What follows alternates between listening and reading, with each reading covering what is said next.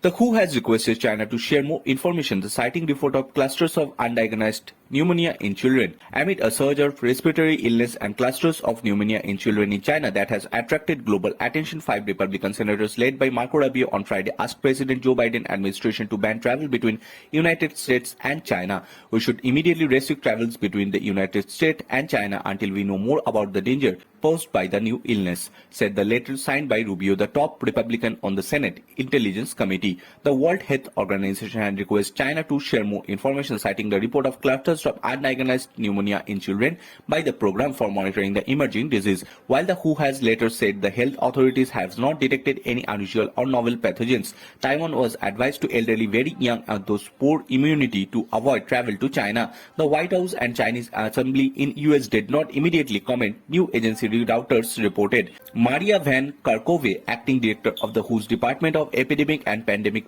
Preparedness and Prevention, said earlier this week the increase of appeared to be driven by the rise of number of children contracting pathogens they had avoiding during the 2 years of COVID-19 rubs. In January 2020, the US President Donald Trump barred most non-US citizens who had been to China in prior to week from coming to United States over concerns about COVID-19.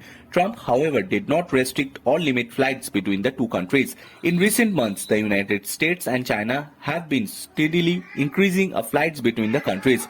The United States lifted the unprecedented travel restriction fully vaccinated international visitors stating in November 2021, including from China. The US revoked a separate requirement for air travelers to test negative before arriving in June 2022. In January, the US stated requiring air passengers to get negative COVID tests after Beijing's decision to lift its straight zero COVID politics and lifted the requirements in the March. The National Health Commission told the media on November 13 that there was an increase in incident of respiratory disease without providing further details. WHO China told Reuters an email that Chinese health authorities advised that the current number they are observing is not greater than the peak of the most recent cold session in prior to COVID-19 pandemic. Reuters reported the doctors in China expert about it are not too worried about the situation in China. Nothing many other countries saw similar increases in respiratory disease after easing pandemic measures.